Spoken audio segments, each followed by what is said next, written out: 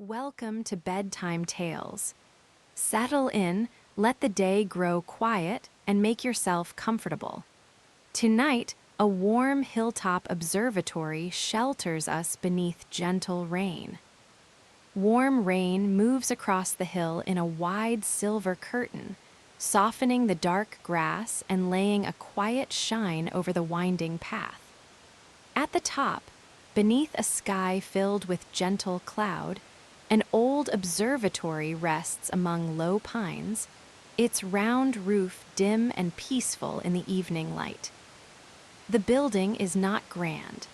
It is made of pale stone, with a wooden door worn smooth by many seasons and a row of small windows glowing amber above the wet ground.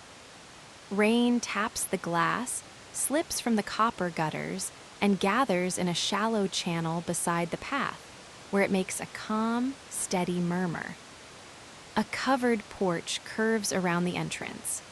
Its boards are dry beneath the roof, and a long bench stands against the wall with a folded wool blanket at one end.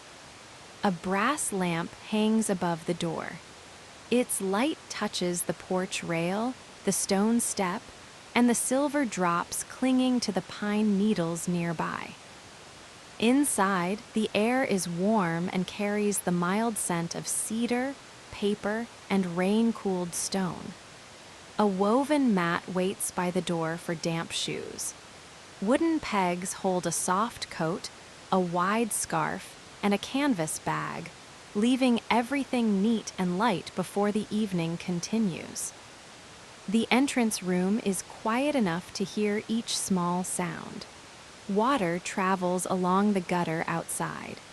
A clock rests silently on a shelf, its face turned toward the room, while the slow movement within it is too soft to disturb the hush. Somewhere deeper inside, a kettle gives a low and friendly hum. A narrow passage leads toward the circular room beneath the dome. Along the passage, framed drawings of clouds, hills, and simple star shapes hang against cream-colored walls. Their ink has faded to a gentle blue-gray, like marks seen through mist, and their wooden frames feel smooth beneath the warm lamplight. At the end of the passage, the main room opens wide and round. Curved shelves follow the stone wall. A large table stands near the center, surrounded by deep chairs with soft green cushions. Above everything, the closed dome makes a pale wooden sky, crossed by narrow beams that glow where the lamps reach them. Rain falls upon that rounded roof with a sound unlike rain on an ordinary house. It arrives as a broad, soft whisper, flowing from one side to the other, then returning in delicate taps. The whole room seems held beneath that silver sound, sheltered and still.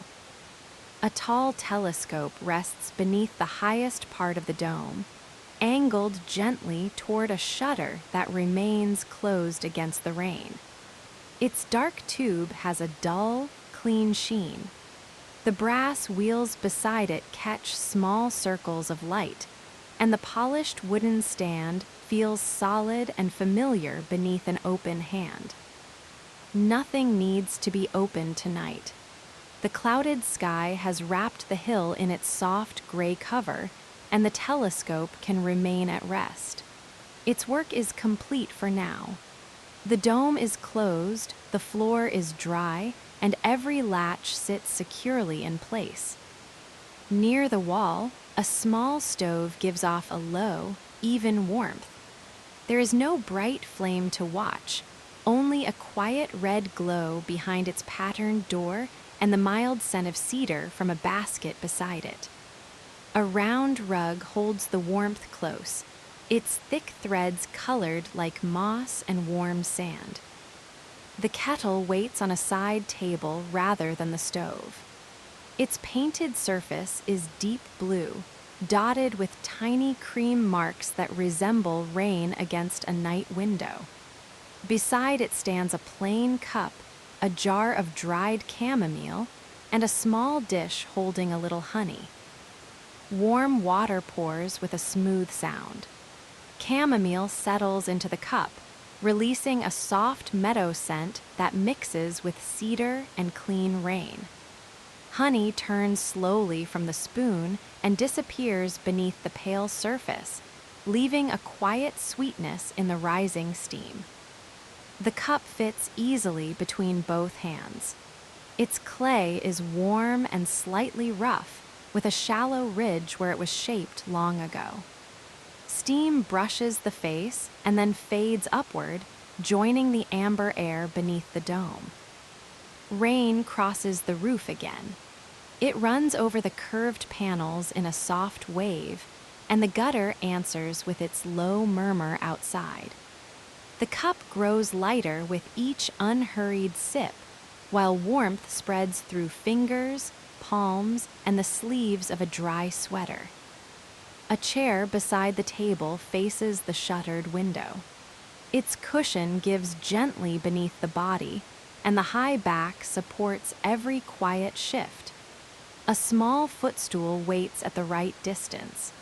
The woven cover is thick under stockinged feet and carries the same moss green as the round rug.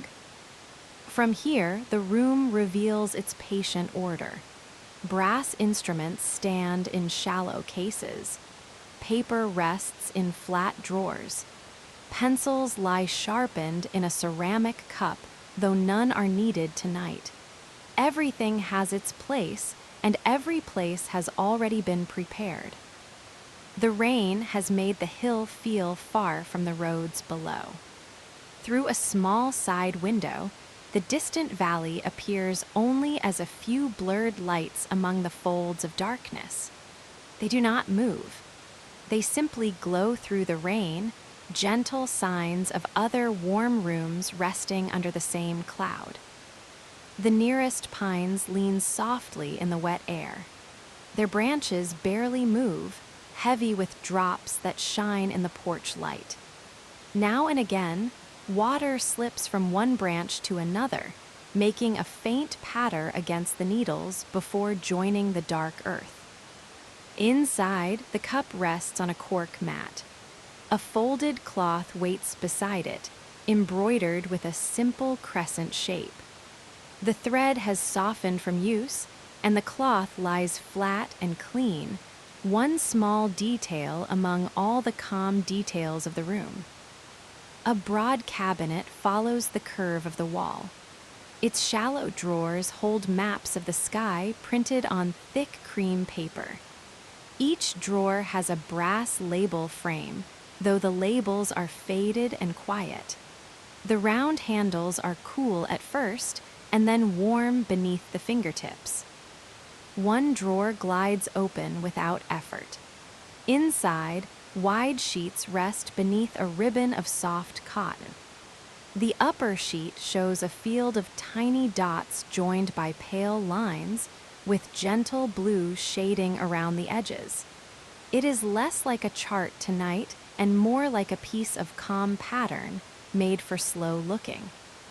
The paper has a dry, comforting texture. Its corners are smooth rather than crisp, and it carries the faint scent of old books. Laid upon the table, it settles without curling, held at the edges by small wooden weights shaped like round river stones. A lamp can be turned slightly lower. Its amber pool narrows across the table, leaving the far shelves in soft shadow while the paper remains clear. The dome above grows deeper and quieter, and rain becomes the largest sound in the room. No sky can be seen through the clouds, yet the chart offers a gentle trace of clear nights that have already passed. Every mark has been made, every line completed, every page stored safely until it is wanted again. There is nothing unfinished in the drawer. A fingertip moves along the pale printed shapes without needing to name them. The path is smooth and wandering.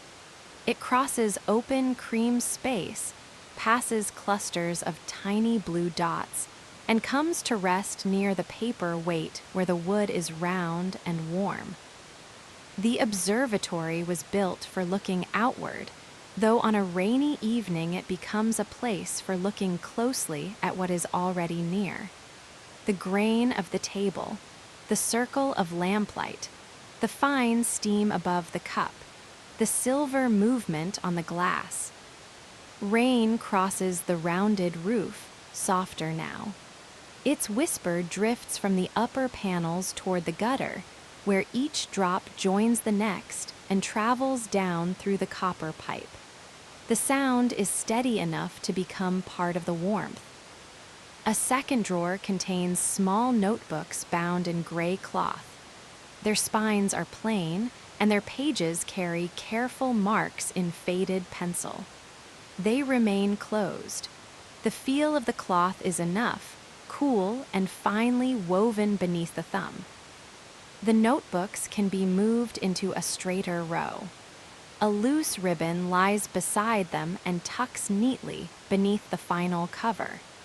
The drawer closes with a cushioned sound, leaving its contents arranged and complete. Across the room, a low shelf holds a wooden box filled with lens cloths. They are clean squares of soft cotton, blue at the edges and white in the center. One can be lifted, unfolded, and spread upon the table, where it feels almost weightless against the fingertips. The brass eyepiece from a small table instrument has gathered the faintest veil of dust. The cloth moves over it in slow circles, gentle enough to make no sound.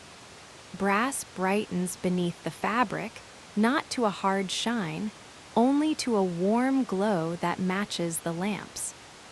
The small instrument rests on a wooden base. Its screws are firm, its lens covered, its purpose finished for the evening. Once the cloth is folded again and returned to the box, the shelf looks calm and orderly, as though it has taken a quiet breath. The stove releases a tiny resting sound.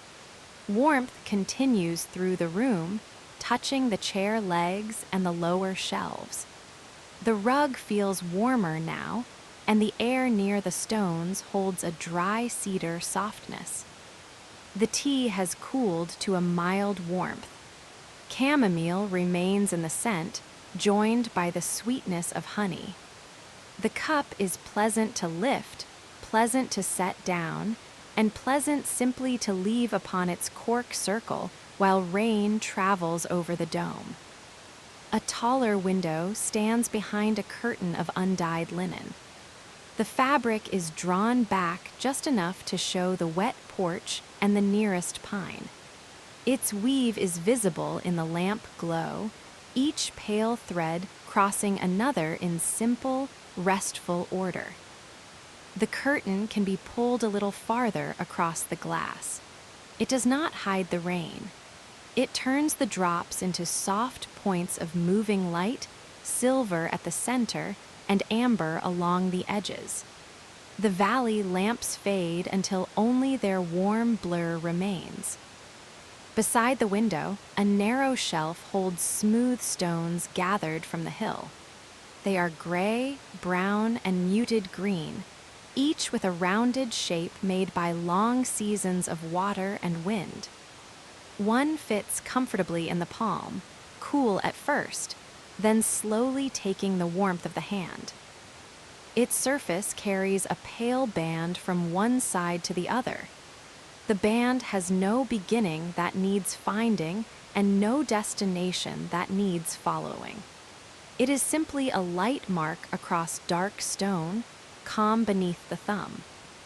The stone returns to its place beside the others. Their shapes nest together without touching, leaving small spaces between them.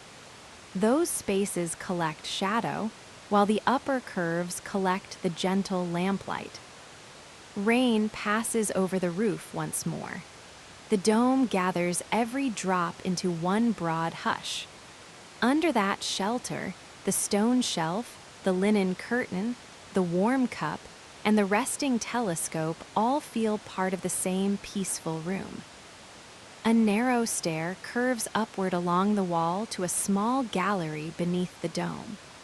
The steps are made of dark wood, with a smooth rail-worn pale where hands have rested over many quiet years. A lamp at the bottom shines upward, tracing each rounded edge. The climb is easy and unhurried. Each step gives a soft wooden note, soon covered by rain. The rail is warm near the lamp and cooler near the top, where the air carries the clean mineral scent of the stone wall. The gallery circles the room like a sheltered balcony.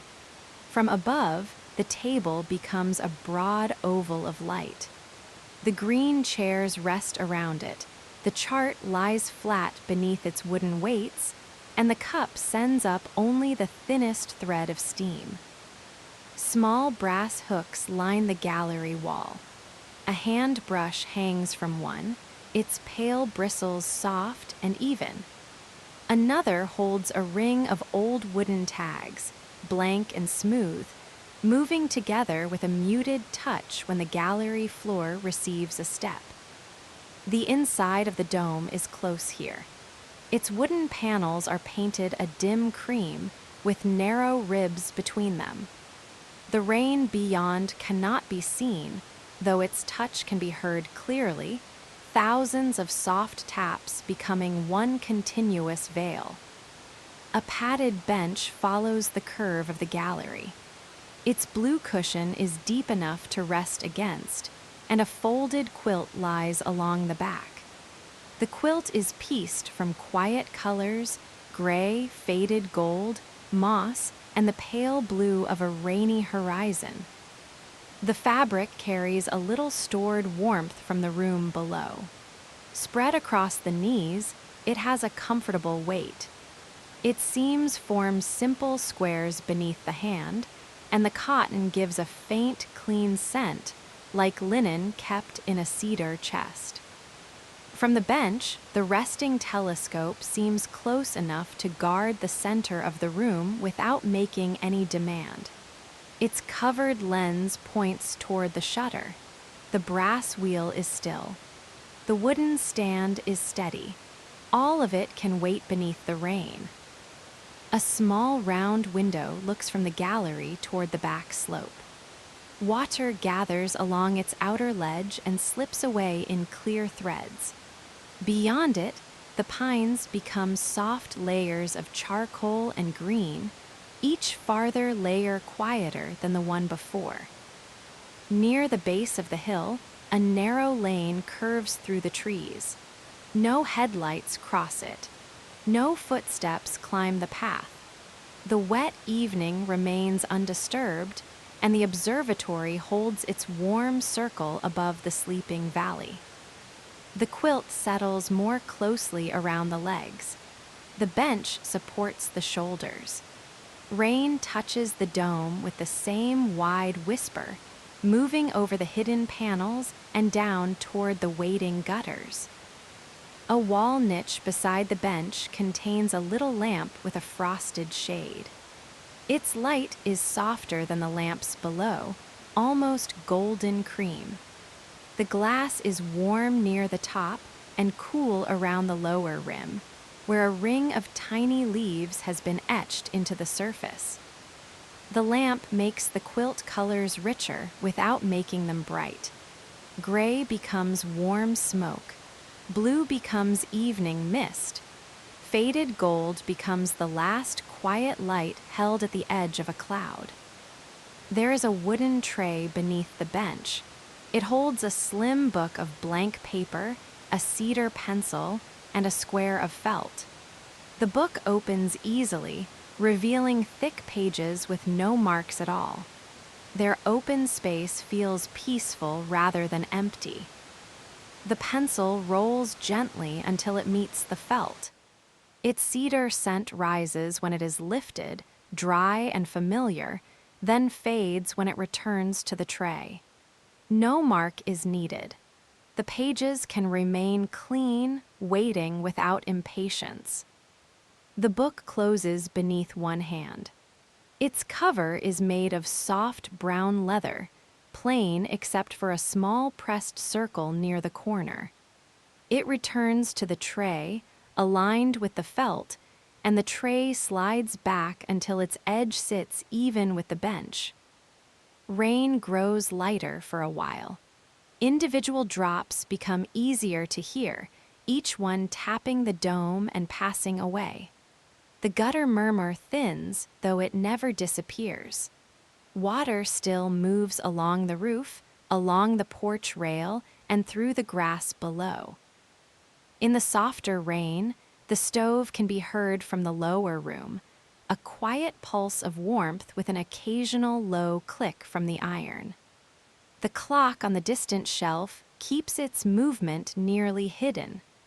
The observatory remains outside ordinary measures, held in lamplight and weather.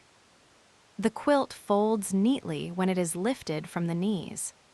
Its corners meet, its soft weight gathers, and it returns to the back of the bench with the faded gold square facing outward. The cushion slowly rises again, smooth and unmarked. Along the gallery, a line of small framed photographs shows the hill in different seasons.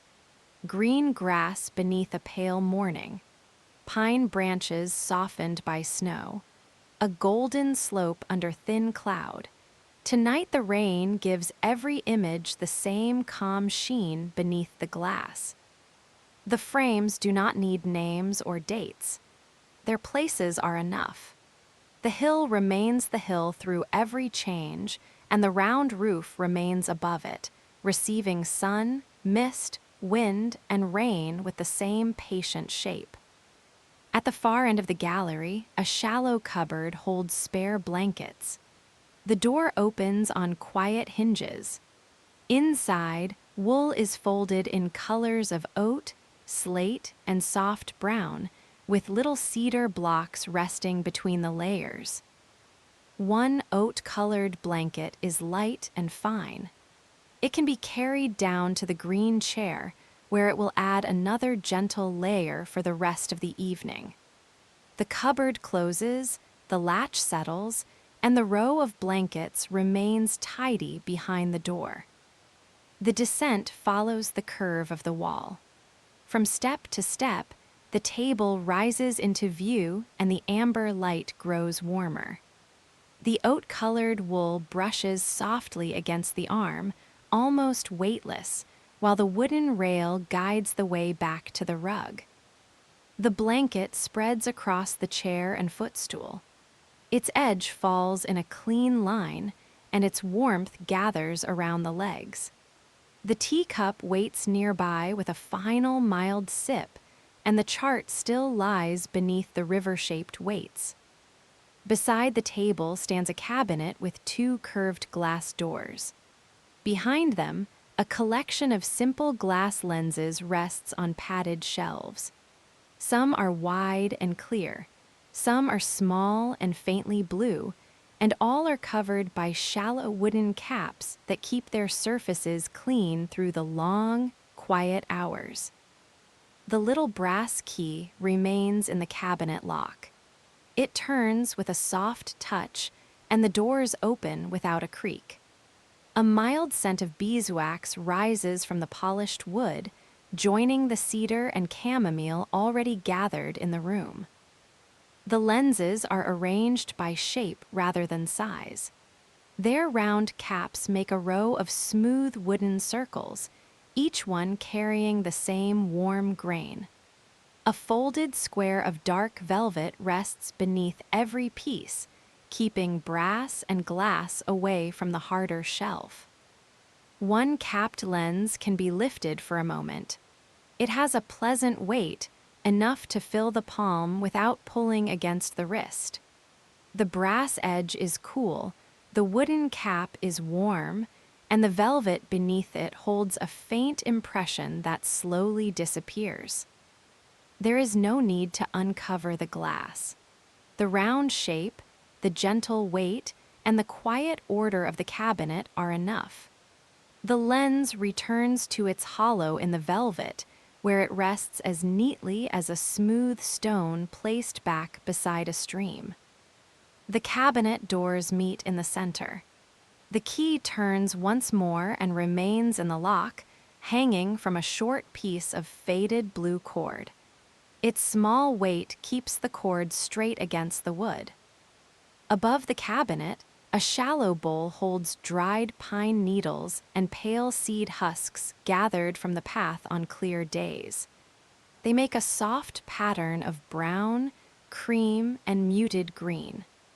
Their dry woodland scent rises only when the bowl is near, delicate beneath the cleaner scent of rain. A seed husk rests at the edge of the bowl.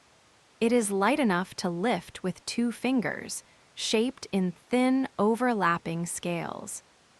Each scale feels smooth at the tip and gently ridged near the center, a small piece of the hillside now warm beneath the dome. It returns to the others without a sound.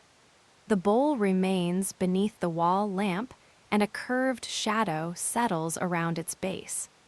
Pine needles point in many directions, yet the muted colors keep the pattern peaceful. On the lower shelf, a covered basket contains cloths used for the windows. They smell faintly of clean linen and lavender. A narrow band of purple thread marks the edges, and each cloth is folded into the same soft square. The nearest window has already been cleaned.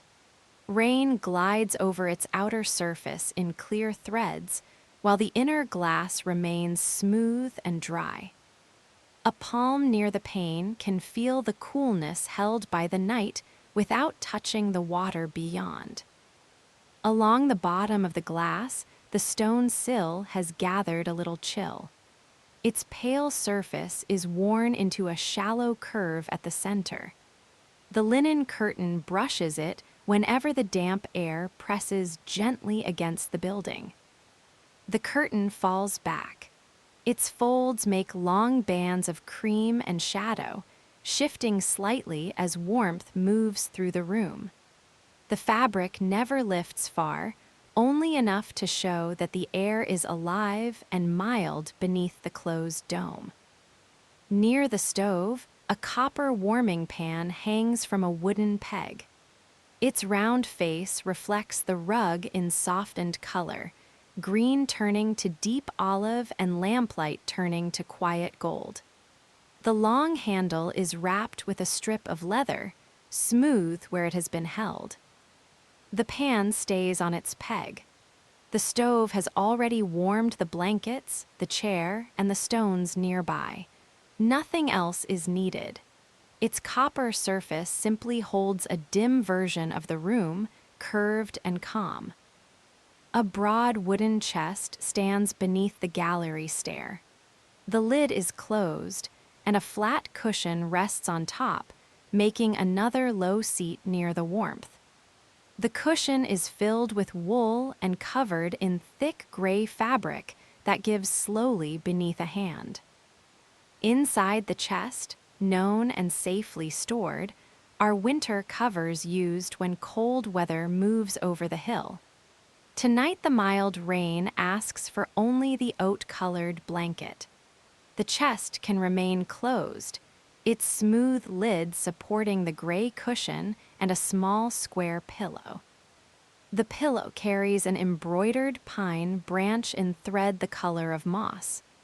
Each soft needle was made with a patient stitch, and the branch curves across the fabric without reaching the edges. The back is plain linen, cool and fine beneath the fingertips. Placed against the green chair, the pillow supports the lower back. The oat-colored blanket lies over the knees, and the footstool keeps the legs easy. From this comfortable place, the round room feels balanced around its quiet center.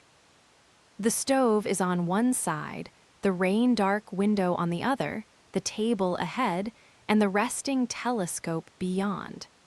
Every shape is familiar now. Every surface has found its place in the softened light. Rain moves along the dome. Drops gather, join, and pass toward the gutter. Their path repeats without effort, always downward, always away, leaving the shelter dry and warm. The hill grass beyond the walls drinks the rain. The pines hold it for a while on their needles. The stone path shines beneath it. All of this continues gently outside, requiring no attention from the room within. A narrow vent high in the wall gives a quiet hum as warm air rises. It is almost hidden behind the gallery rail, covered by a carved wooden screen. The screen shows a simple pattern of leaves with rounded tips and open spaces between them.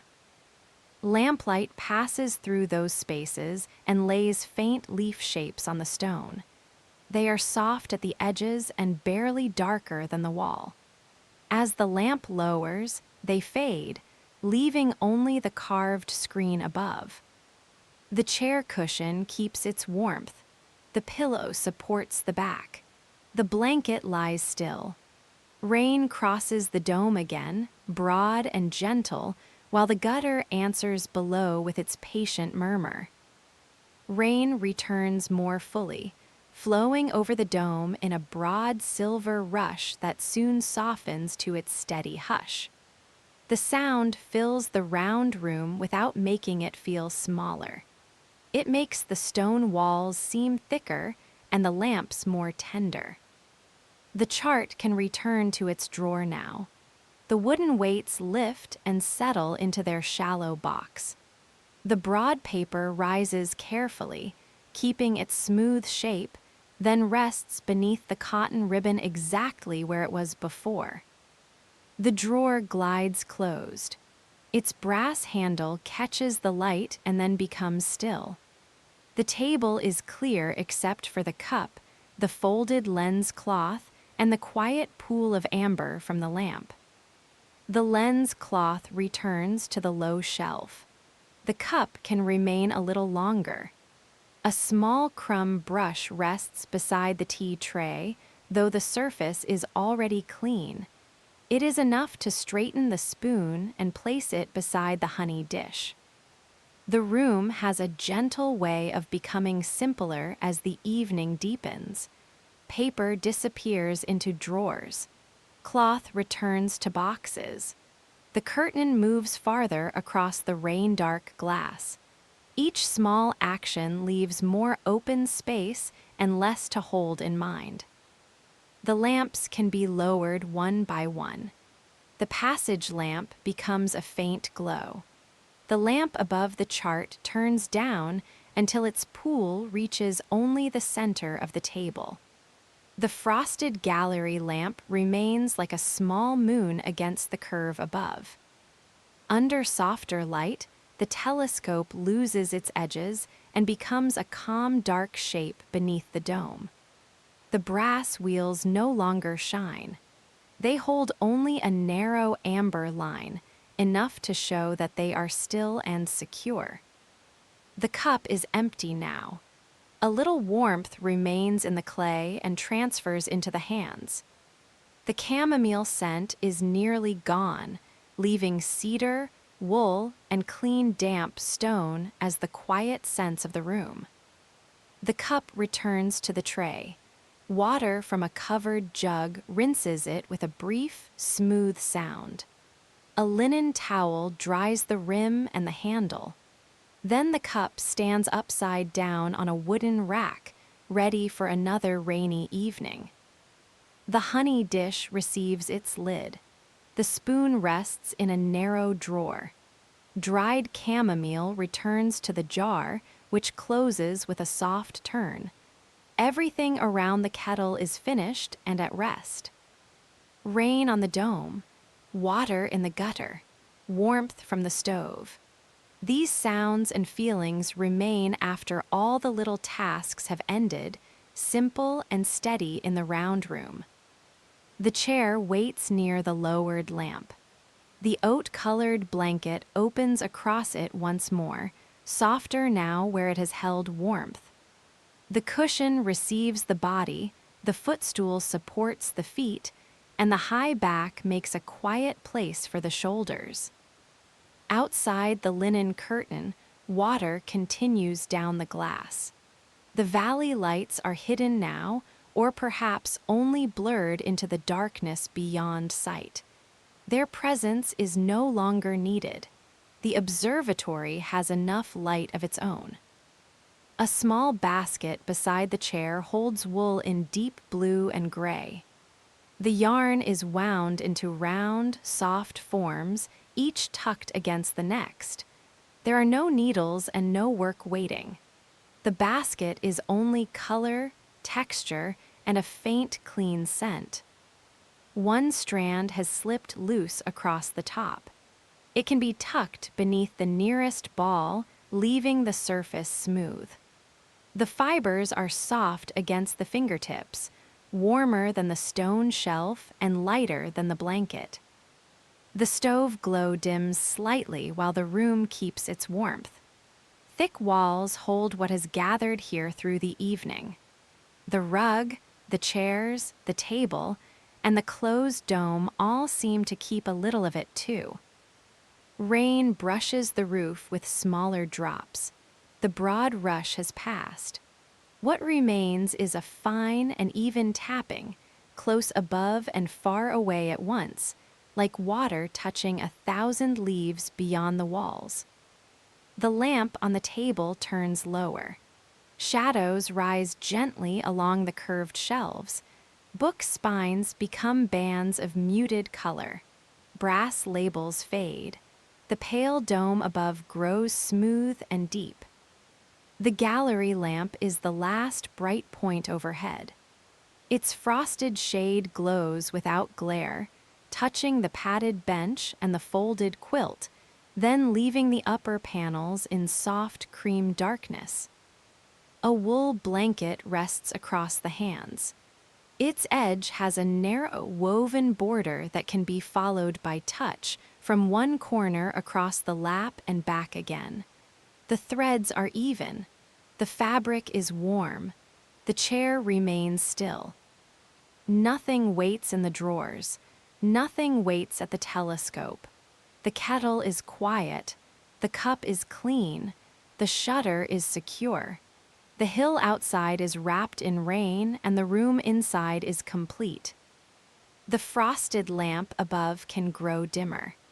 Its small moon changes from gold to amber, then to the color of warm cream. The curve of the gallery becomes only a gentle line against the dome. Rain continues. The gutter continues. The pines hold their silver drops. The porch lamp keeps its place above the outer door, though from the round room its light is only a faint glow along the passage floor. The blanket feels heavier now, not from weight, only from warmth. It rests across the knees and over the feet. The moss-colored rug lies beneath. The chair gives steady support. The last table lamp makes a small circle on the wood. Within that circle, the grain runs in slow curves, dark and light, dark and light. Beyond it, the room becomes quiet shadow. The lamp turns down again. The circle narrows. The grain softens. The edge of the table fades into the room. Rain on the dome. Warm wool across the knees. Cedar in the quiet air. A pale glow above the gallery. Water moving softly through the gutter. The telescope resting beneath its cover. The cup clean upon the rack. The drawers closed. The shutter secure. The hill wrapped in silver rain. The pines dark and still. The room warm beneath the dome. The lamp a little lower. The rain a little softer. The blanket warm. The chair deep. The roof close and safe. Only the quiet tapping now. Only the low warmth. Only the dim amber light. Rain resting over the hill. Warmth resting in the stone. Soft wool. A quiet cedar. A sheltered room. A closed dome. A gentle light. Rain above. Warmth below. Stillness within.